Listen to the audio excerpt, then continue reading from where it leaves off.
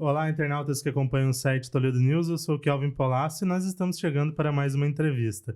Nesse momento a gente recebe o deputado federal aqui de Toledo, Elton Welter, que vem para falar um pouquinho com a gente sobre o primeiro ano de mandato, sobre as realizações aqui para o município de Toledo e toda a região, também o estado do Paraná, e também projetar um pouco desse segundo ano de mandato que está para se iniciar. Welter, seja muito bem-vindo ao site Toledo News. Uma satisfação estar aqui, Kelvin, todos os seus internautas que acompanham aqui o Toledo News. Para mim é uma honra estar aqui para conversar com todo mundo. Welter, para iniciar esse nosso bate-papo, o primeiro ano de mandato se findou ali em dezembro. Já deu para fazer uma avaliação desse primeiro ano? Já deu para parar para pensar como é que foi? Fazer uma avaliação realmente? Deu sim. Eu estou no primeiro mandato de deputado federal, mas já fui 3 vezes estadual, né? Também tenho experiência de ter sido eleito 3 vezes vereador. Tive que interromper os mandatos, porque fui eleito estadual e agora federal. Estou muito feliz porque tudo passa, na minha visão, pela questão econômica. Se a economia começa a dar certo com crise mundial, é sinal que as pessoas vão viver melhor. E dá para cuidar melhor das pessoas se você tem mais recurso público para investir nos estados e nos municípios. Então, a economia, o PIB brasileiro foi um dos PIBs que cresceu bem no mundo como um todo, apesar da crise mundial, deu 3%, e esse crescimento do PIB já está vinculado a uma lei que nós já votamos no ano passado e que voltou à política de correção do salário mínimo acima da inflação. Então, isso já está, é a notícia da semana, né? Agora o salário mínimo vai ter isenção no imposto de renda a quem ganha até 2 salários mínimos. Então, com a correção do salário, que passou para 1.421, 1.412, 1.421, não me lembro mais exatamente, mas a soma dos 2 salários já vai ter o limite da isenção no imposto de renda também. Então, é bem importante isso, porque dá mais condição de compra e consumo das famílias brasileiras. A inflação está sob controle, né? A renda do povo volta a subir e nós, nos governos Lula, que começou em 2003, e da Dilma até 2014, essa política de correção do salário deu ganho real acima da inflação em aproximadamente 75% acima da inflação. É como se a pessoa ganhasse, vou fazer uma conta aqui reta, se o salário mínimo vamos supor que fosse R$2.000, nesse período que deu 75% de ganho real, as pessoas estariam ganhando R$3.750, que é 2.000 o salário, que é o exemplo que estou dando, mais 75% dá R$3.750. Então, isso vai acontecer novamente com o tempo, né, porque já aconteceu no ano passado, teve um pouco de ganho real, e nesse ano também.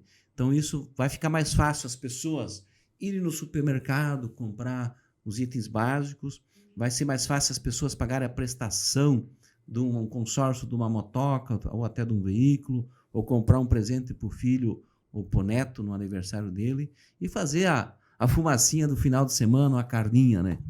Então, essa política é uma obsessão do governo Lula. Eu posso garantir, eu posso afirmar isso, porque isso é determinação do presidente Lula para a equipe econômica e também para todos os seus ministros. Isso deriva para todas as cidades do país e estados.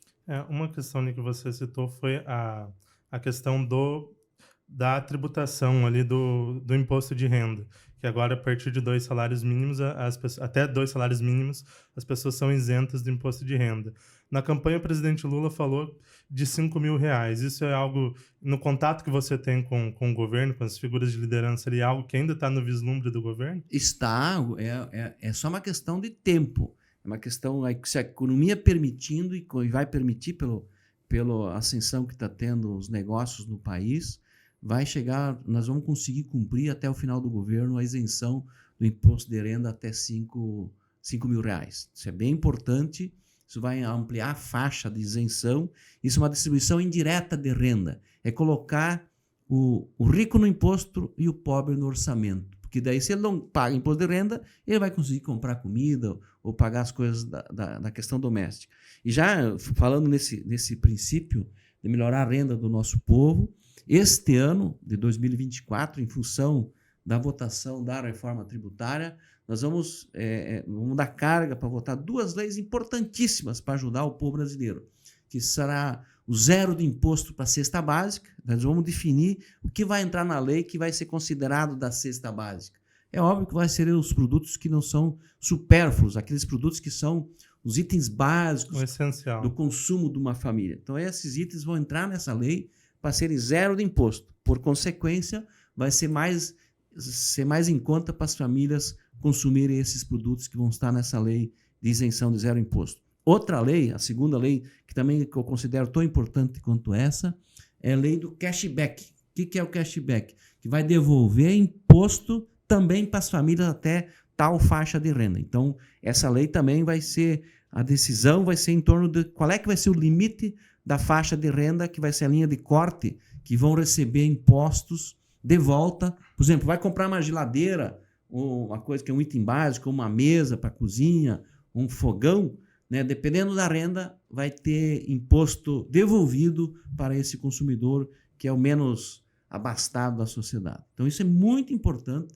Os países que pensam na sua gente, estão preocupados para melhorar a renda das famílias que têm menor renda, fazem isso, e o Brasil vai fazer isso e já vai ser implementado este ano. Você citou a reforma tributária, foi uma das ações ali, uma das votações principais no último ano ali na Câmara dos Deputados. Você particularmente, como você viu essa nova reforma, esse novo modelo que foi aprovado? Isso é um modelo moderno, onde as economias melhores do mundo já fizeram e nós fizemos agora. Demorou 40 anos para fazer uma legislação moderna, demorou bastante, mas agora a gente conseguiu com muita negociação e entendimento, e graças a Deus o Congresso, os congressistas chegaram no entendimento e foi votado aquilo que foi possível dentro da realidade brasileira. Isso vai modernizar o sistema de arrecadação brasileiro, vai diminuir a sonegação de impostos e vai garantir aos empresários sérios desse país conseguir crescer e se desenvolver mais, gerando mais emprego. Não tenha dúvida disso. Para as cidades vai ser bom, para os estados vai ser bom e para o povo brasileiro vai ser bom. Entrando num tema mais local, Walter, uma das principais coisas, talvez uma das principais bandeiras que você batia ainda na campanha para deputado federal era a questão da duplicação da BR-163, ali o trecho entre Toledo e Marechal Cândido Rondon. Foi uma obra que se arrastou por muito tempo. Você ainda tem acompanhado como está essa obra? Claro. Ela está para ser entregue? O que dá para falar sobre esse trecho e sobre essa obra tão importante aqui para a região? Olha, eu estou muito feliz, estou inclusive orgulhoso, porque eu me lembro quando eu era deputado estadual, no PAC, no Programa da Aceleração do Crescimento da época, a Gleice estava na Casa Civil, e ela foi convencida para colocar a duplicação Toledo-Marechal no PAC na época. E agora, no primeiro ano do governo Lula, né, uma das primeiras agendas que fiz foi cobrar a retomada dessa obra de Toledo-Marechal.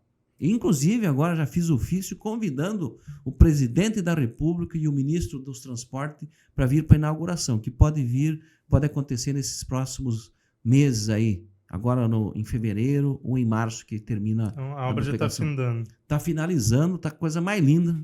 Dá para ir tomar sorvete lá, tomar até um chopp, não pode dirigir, né? Lá em Marechal Rondon. Ficou tudo muito próximo.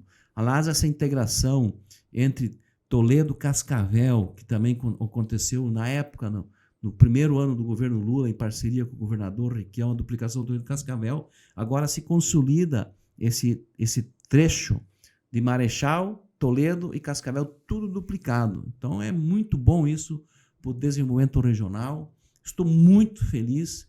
É um governo que está trabalhando muito, está buscando resolver as obras inacabadas. Agora nossa missão continua. Eu já fiz audiências públicas com o DENIT ali na região de Capitão Leone das Marques. Já acertei com o prefeito, o presidente da MOP, que é o Beto Luniti, para trazer novamente o diretor do DENIT no mês de fevereiro para uma audiência pública na sede da MOP para tratar na retomada e aperfeiçoamento dos projetos para terminar também, retomar a duplicação entre Cascavel e Capitão Leone das Marques, que também é a continuidade da 163. Da 163, pensando no âmbito mais regional. Exatamente. Outra questão que tem sido falada e é um problema que vem se acumulando nos últimos dias, nas últimas semanas, é a questão indígena, os problemas principalmente ali na região de Guaíra, tem toda a questão que vem sendo debatida lá na Câmara do Marco Temporal das Terras Indígenas. Como que você tem visto toda essa questão? Você tem acompanhado como que está a situação ali em Guaíra, que é Sim. um município próximo aqui de Toledo também? Para mim é uma questão humanitária. Temos que achar um caminho pacificado, não de ficar criar conflito e confusão. Eu defendo uma pacificação, uma discussão junto com os órgãos competentes para achar uma solução pacífica. Quem tem terra adquirida com título do Estado, titular do Estado, o governo não vai tomar essa terra de ninguém. Então o pessoal cria um terror para cima do pessoal. O que eu tenho defendido e acredito que essa tese vai prosperar. Se todo mundo falasse essa linguagem, talvez já tinha até avançado. Eu defendo, sim, que haja uma compra de uma área, né, para fazer uma espécie de assentamento de índios, aí que se constrói escola, respeita a cultura e faz todo um processo para distensionar esse conflito. Para mim, isso é pacífico. Eu defendo isso há muito tempo. O pessoal distorce muito, aí cria uma crise entre índios, comunidades indígenas e brancos, né? Isso não é bom, não é saudável. O que eu defendo é essa compra de área para pacificar o movimento. Você citou essa preocupação das pessoas e até dos grandes produtores ali de perder espaço. Então, isso não é um problema, não é algo que vai ocorrer. Não, porque o pessoal, se tem título de boa-fé, não pode perder a área. É um direito dele, né? Então eu acho. Agora, quem paga mais o pato na ponta são os menos favorecidos, que é o caso da comunidade indígena, né? Então, nós temos que achar um conflito. Não adianta arrumar confusão, criar crise sem dar uma possível solução. Na minha visão, a melhor solução é uma aquisição de uma área para resolver esse problema histórico. Outra situação que tem sido muito debatida aí nos últimos anos aqui no Brasil é a questão do STF. Alguns falam que existe uma interferência muito grande nos trabalhos do STF no que diz respeito ao que a Câmara tem para fazer, ao que o Senado tem para propor. Como que você vê toda essa situação? Inclusive, teve uma situação ali de um documento, uma emenda do ano passado, em que você foi o único a assinar, o único da situação a assinar aquele documento. Como que você vê essa questão do STF hoje que é tão debatido? Na verdade, quando o Congresso não legisla, o STF é o guardião da Constituição. Quando ele é provocado, ele tem que tomar posição. Então, muitas vezes, a Suprema Corte é o guardião da Constituição de tudo.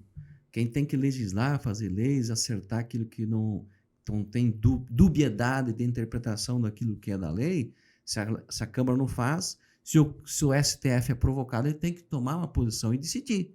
E a decisão do STF tem que valer, tem que ser aplicada.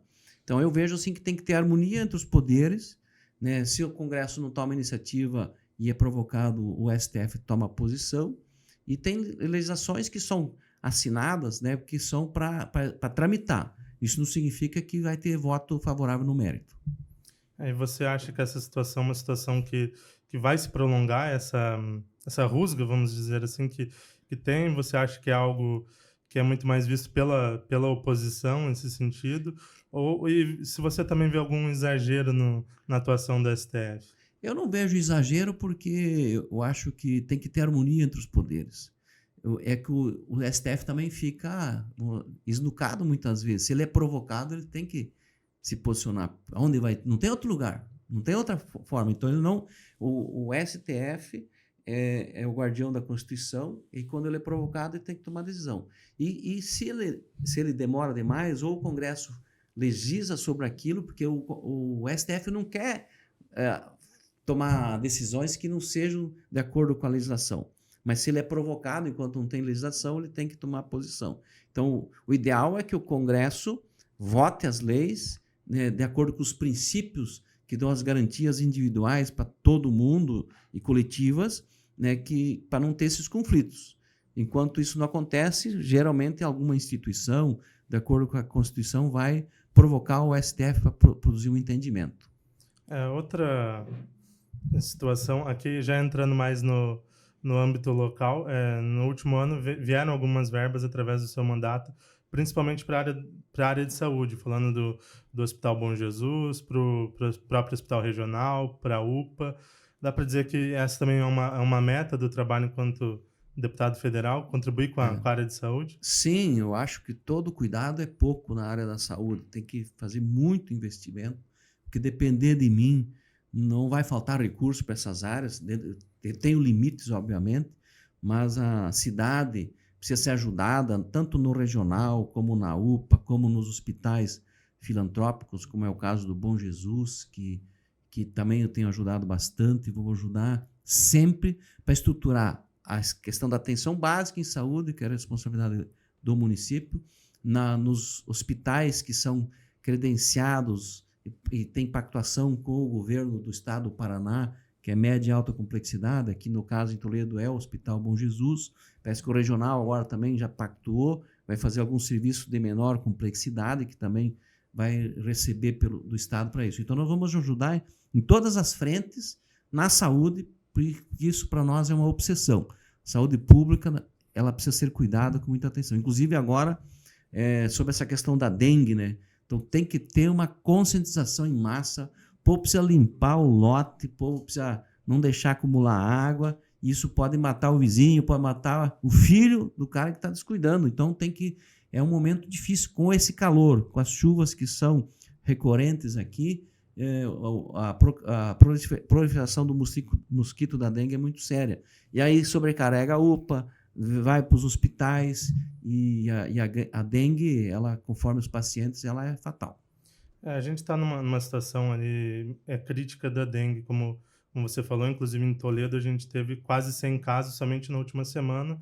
Inclusive existe uma preocupação quanto a uma possível epidemia de dengue no município. Outros municípios da região já também em alerta, o Paraná também como um todo.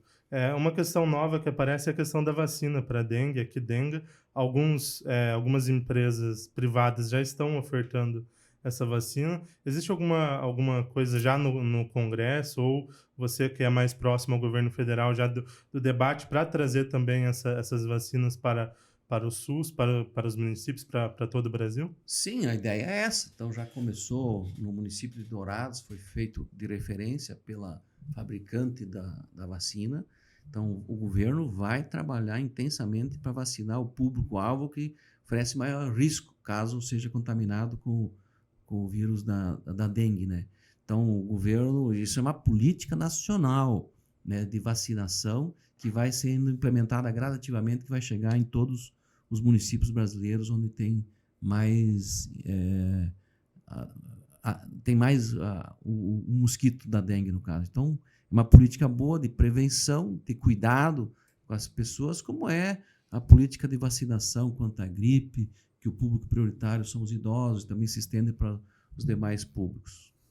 Ainda na área de saúde, a gente teve no ano passado, assim, como já foi comentado aqui, veio uma verba através do seu mandato para o hospital regional. Como que você viu a abertura dessa estrutura que aí por muitos anos foi motivo de debate, muita preocupação na área política aqui no município de Toledo, e ainda nesse sentido a gente tem uma preocupação quanto a como vai ser a viabilidade econômica dessa estrutura, e um dos principais pontos é que atualmente só Toledo tem aportado recursos para esse hospital, e é um hospital regional que tem de outros municípios. Na verdade, o combinado lá atrás era que abrisse o regional e compartilhasse as despesas entre os municípios de acordo com a quantidade de pacientes que venham da região. Então, eu acho que com o tempo isso vai acontecer. Eu sempre defendi o hospital regional, defendo, ajudei, aprovei na Câmara Municipal na época para fazer a abertura nesses moldes.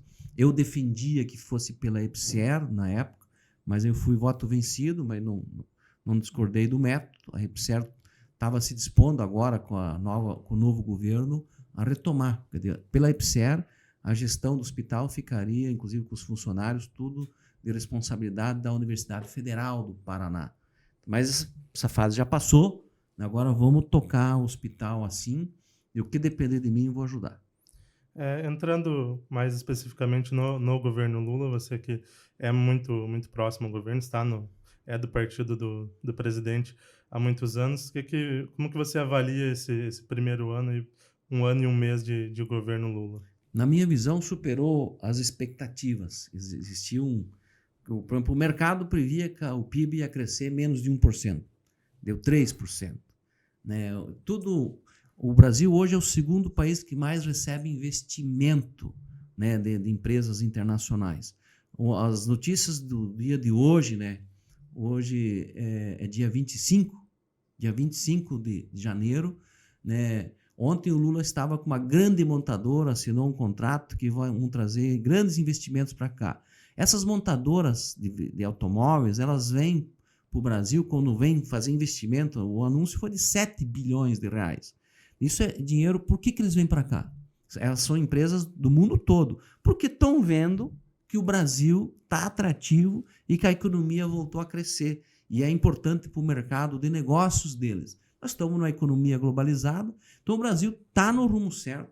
Os empregos estão surgindo, a renda está subindo e não tenho dúvida, o primeiro ano do Lula com a crise mundial se superou, na minha visão, foi melhor do que a encomenda do ponto de vista. Para os pessimistas que apostavam no pior, devem estar muito frustrados, porque a renda está subindo, o emprego está surgindo e os investimentos do exterior estão entrando. E o Brasil bateu recorde de exportação também para o exterior. Então, o Brasil abriu mais de 70 e poucos mercados com novos países que estão comprando produtos dos brasileiros. Por isso que deu recorde de exportação na balança comercial. O que é isso? O povo, nós estamos vendendo mais do que comprando de fora. Isso garante mais emprego, mais riqueza para os brasileiros e mais negócios para os empreendedores brasileiros. Isso é do pessoal do agro, isso é o pessoal da indústria que produz manufaturados. Entrando agora mais na questão política, a gente vê, principalmente desde a eleição do ex-presidente Bolsonaro, nas eleições ali contra o Haddad na época, uma exacerbação de uma briga, uma rusga entre pessoas com lados diferentes, entre direita e esquerda, entre o lulopetismo e entre o bolsonarismo. Como você vê esse momento mais de conflito? Às vezes muitas famílias até entrando em conflitos por questões políticas. Você acha que isso também vai se refletir nas eleições municipais de outubro? Eu acho sim que essa tensão tende a passar com o tempo. Mas o que dá sustentação para essa tensão, essa separação, são as fake news, né? Que não tem limite. Setores da direita brasileira, eles não têm compromisso com a verdade. E manipulam a opinião das pessoas. Muita gente que ofende a gente, que critica a gente, não tem culpa porque elas foram manipuladas pelas fakes que receberam e acham que aquilo é verdade. Então eles xingam quem representa elas, quem gosta delas, e aplaudem quem oprime elas e não se dão conta disso. É muito difícil de lidar com isso. Por isso que nós defendemos que haja uma regulamentação das plataformas, das big techs, das grandes plataformas, para que as pessoas hoje, num órgão de comunicação que nem esse, as pessoas são responsabilizadas pelo que falam. Mas nas redes sociais não tem responsabilidade. Então tem que ter responsabilidade com compromisso com a verdade. Isso hoje ainda não tem. Por isso que tem que dar uma regulada e de responsabilizar quem propaga mentiras nas redes sociais. Então isso é garantir a liberdade de expressão, mas com a verdade. E essa vai ser uma pauta que vai ser discutida em breve já na Câmara? Ela vai ser pautada. Eu acho que esse é o enfrentamento que tem que ser feito. O próprio ministro que cuida do Tribunal Superior Eleitoral, que é o Alexandre de Moraes, e o próprio presidente Lula, no dia daquele ato que teve no dia 8, que o pessoal foi para lembrar um ano que o pessoal quebrou os 3 poderes, que foi um absurdo aquilo, foi um ato assim de violência contra a democracia, e naquele dia 2 chefes de poderes falaram que isso é uma das prioridades aí vai diminuir com o tempo, aquela pergunta sua, essa divisão das famílias, porque as pessoas estão pautadas por mentiras e acham que aquilo é verdade, e acabam ofendendo o sobrinho, acabam ofendendo o tio, né, e um parente, um amigo próximo, e agora é um tempo de celebrar a paz e fazer aquilo que precisa ser feito. Isso não é opinião minha, isso é uma opinião de quem acompanha. Todo mundo tem exemplos na família de que as mentiras contadas milhares de vezes passam a ser verdades na cabeça de muita gente. Então isso tem que ser regulado para não ter tanta disseminação de inverdades nas redes sociais. E como que isso vai ser feito para que haja uma fiscalização séria nesse sentido das fake news e para que ela não defenda um lado específico apenas e ela puna todos que cometam a fake news, que praticam esse tipo de ato. É muito simples, né? Tem que responsabilizar a origem de quem propaga ela. É fácil de achar pelos IPs das máquinas, né? Ou pelos celulares ou computadores, como já é hoje. Se comete um crime cibernético, se denuncia, a polícia vai lá e chega no autor que disparou aquilo lá. Então é muito simples. Vai pegar gente de direita, de esquerda, de centro. É uma questão de regulação mesmo para evitar inverdades que geralmente isso é uma metodologia mundial, né, que o pessoal tem usado para prejudicar a democracia, na minha visão. E inclusive setores da ultradireita têm se usado disso para tentar ganhar eleições. Entrando novamente mais específico em demandas do seu mandato, você é agricultor familiar, e uma das suas bandeiras é a agricultura familiar. Inclusive a gente estava até conversando sobre isso no off. Tem algum projeto nesse sentido para essa área? Alguma demanda? Como que você tem visto esse setor? E o que dá para melhorar para que esses produtores tenham mais condições de produzir mais, de ter uma maior rentabilidade também? Por exemplo, esse ano já foi recorde o dinheiro que foi usado para financiar a agricultura familiar pelos bancos públicos, cooperativas de crédito, bancos privados, para financiar. Estamos tentando baixar o juro desses empréstimos também. E dependendo do tamanho do pequeno produtor, se é pequenininho, tem que ter juro zero. O governo subsidia. E mais assim, uma coisa que voltou com toda a força e vai tender a ampliar ano que passa, é a compra direta da agricultura familiar. Quem produz alimentos de boa qualidade vai fazer a compra pública para abastecer restaurantes populares, como é o caso de Toledo, abastecer hospitais, né? Inclusive os hospitais filantrópicos vão poder fazer parte dessas compras públicas. Eu fiz uma legislação lá, o Programa Nacional de Alimentação Escolar, ali se pode comprar produtos de preferência sem agrotóxico. E a minha lei que eu fiz, os institutos federais não estão contemplados no PNAE.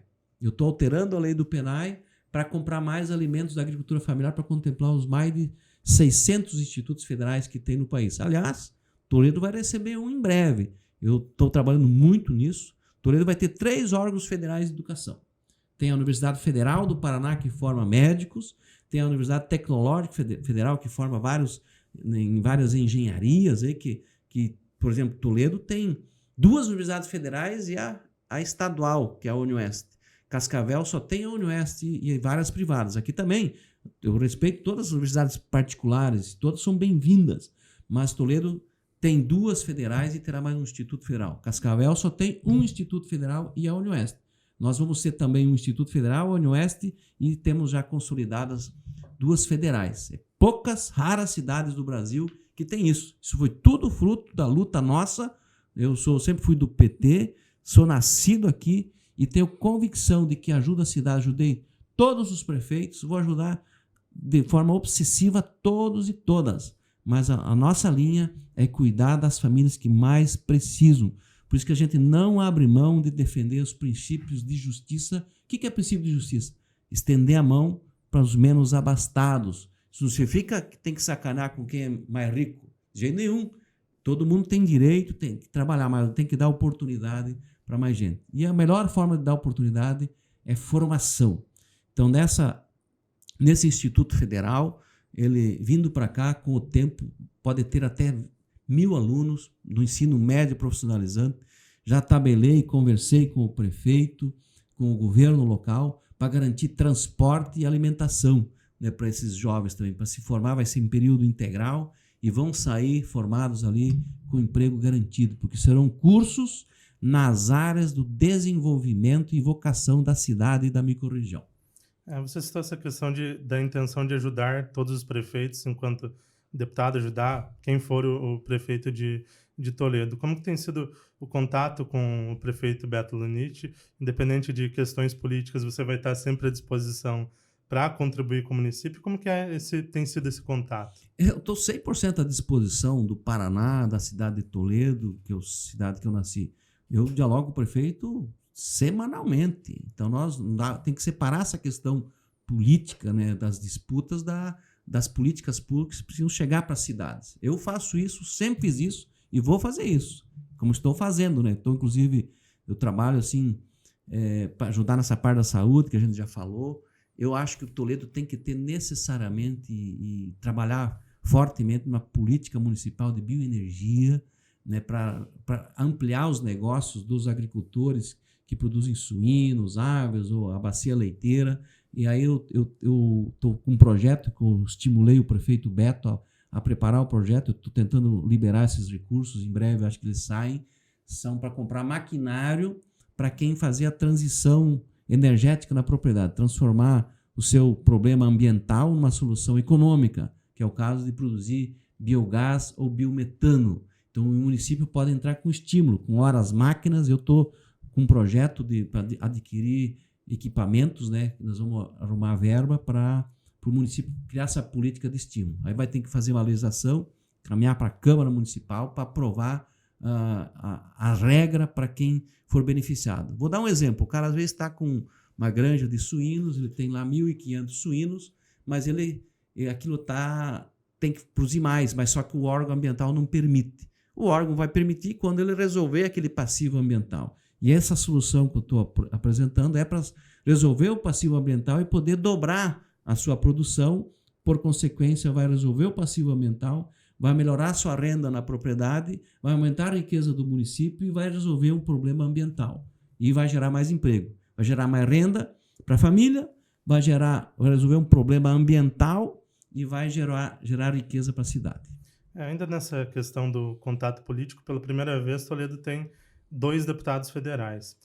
Na sua visão, isso contribui de alguma forma? A gente sabe que as visões ideológicas são bem distintas, mas existe algum contato, às vezes, para alguma demanda dos dois trabalharem juntos em prol do município, em prol da região? Como que é o contato? Eu tenho dialogado continuamente com o deputado Dilceu Esperafico, por exemplo, o Hospital Bom Jesus. É um projeto que estamos trabalhando junto para viabilizar a nova obra do hospital, que tem área já definida, que é uma área lá da PUC. Estou trabalhando em parceria com o hospital, dialogando com o prefeito, com o deputado Dilceu, com o secretário de saúde do estado, que também é colega nosso, o deputado Beto Preto, e com todo mundo, com as lideranças, para a gente viabilizar e melhorar a estrutura da saúde. Isso é um ponto, fora os outros que a gente dialoga junto. Agora mesmo nós fizemos emenda, eu e ele, para fomentar pesquisas dentro da Embrapa, para fomentar a exportação da nossa tilápia. E aumentou já bastante no ano passado, e esse ano a gente colocou emenda para isso vai ajudar no indicativo para os negócios das empresas ou das cooperativas que trabalham com o pescado, no caso da tilápia. Então a gente faz parceria com várias coisas, isso ganha o Brasil, ganha a cidade. E o Dilceu tem votado com o governo lá, muitas votações, isso é muito importante para dar governabilidade e dar estabilidade para a política, para melhorar a vida dos brasileiros. Entrando mais no cenário local da política, você estava nessa legislatura na Câmara de Vereadores, que termina agora no final de 2024, o vereador Roberto de Souza assumiu no seu lugar. Como você tem visto ele lá, a atuação dele na Câmara do partido como um todo, tem dado continuidade ao trabalho que você estava fazendo? Não, o Roberto tem trabalhado, se esforçado, é muito importante. Nós temos o nosso vereador, a gente espera aumentar a bancada nessa legislatura, agora esse ano eleitoral. O Roberto tem ajudado nisso, nós vamos montar uma chapa de excelência para fazer pelo menos uns 3 vereadores. E nós já temos uma pré-candidatura a prefeita, no caso da Neuci Welter. Ela é muito competente, preparada, e vamos ter uma chapa muito boa de vereadores. Vamos fazer bonito aí. Apresentar um programa legal, uma política de aliança que já está dentro da federação, que nós já estamos em 3 partidos na federação, e estamos dialogando com várias outras forças do campo popular que queiram estar com a gente. Nas últimas eleições, o PT teve candidaturas à prefeitura, mas acabaram que não foram candidaturas competitivas. O nome da Neuci aparece como uma candidata para essa eleição.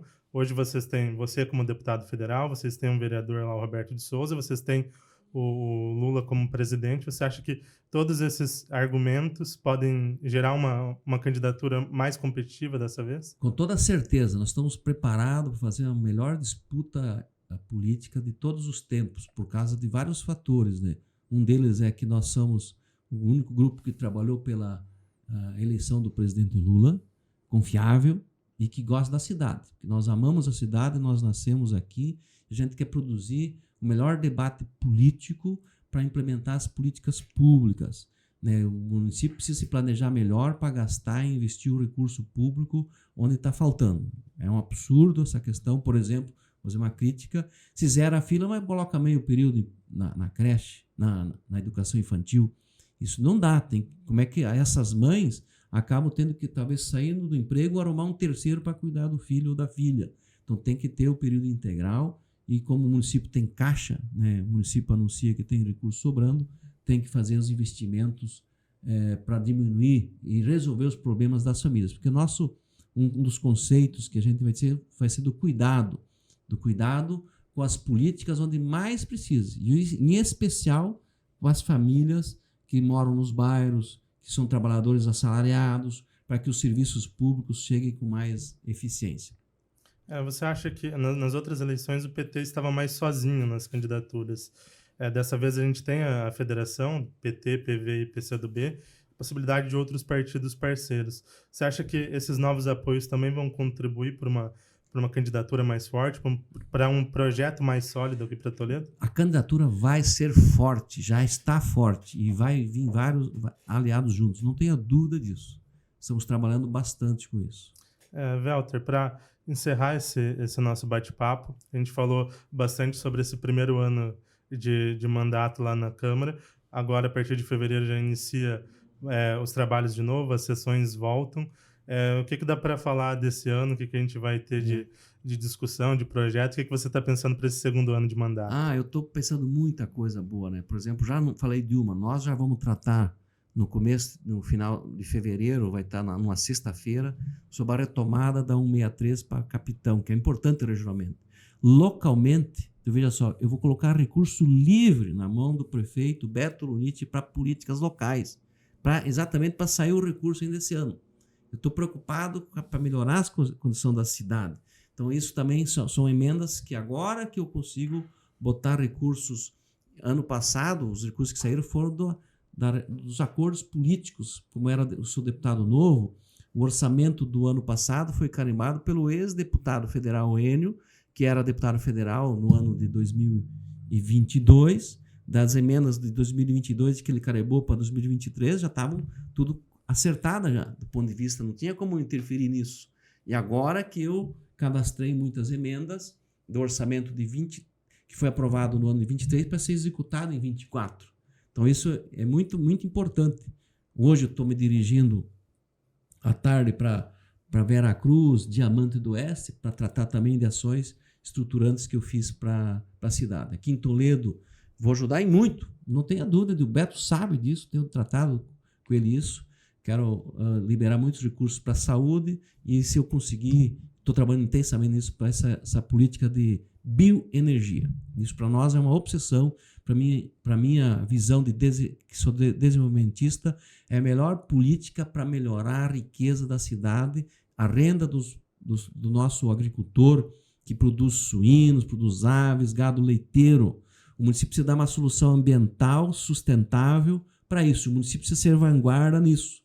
Por isso que eu estou meio que empurrando, mas com muita consciência da importância estratégica que tem essa política de bioenergia para a cidade, para a riqueza da cidade, para a expansão da atividade econômica da cidade, que está estrangulada em alguns setores. A gente teve até alguns modelos aqui já dessas usinas de biodigestão, principalmente para esse passivo do suíno, que é o nosso carro-chefe aqui da produção. Você acha que esse é o caminho para se ampliar e seguir nesse caminho de desenvolvimento da bioenergia? Isso é absoluta verdade que você acabou de dizer. Precisa fazer isso para a gente pensar em ampliar as atividades e ampliar a riqueza da cidade. É imprescindível. Está estrangulado o setor. Então, nós devia ter avançado mais já. Então, acho que esse é o ano de dar grandes avanços nisso. Já tem várias coisas acontecendo, precisa acontecer muito mais, precisa ser estimulado pelo município.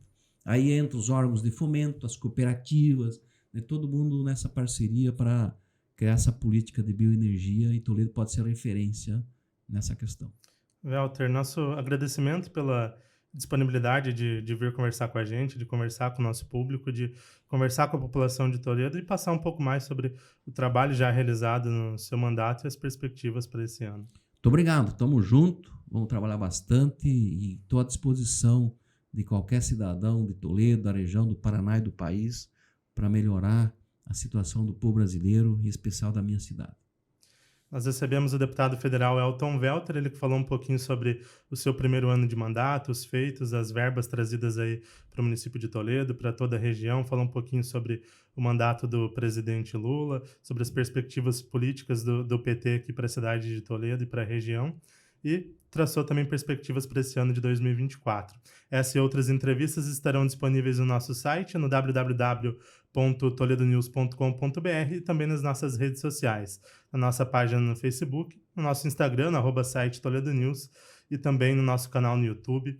Lá você vai ter acesso a essa, a outras entrevistas, ao nosso podcast, o Tô no Pod, com conversas um pouco mais longas, mais descontraídas aí com personalidades da nossa cidade. Aproveitem, ativem o sininho das notificações, se inscrevam no canal para ter acesso a todo o conteúdo. Nos vemos em breve e até mais.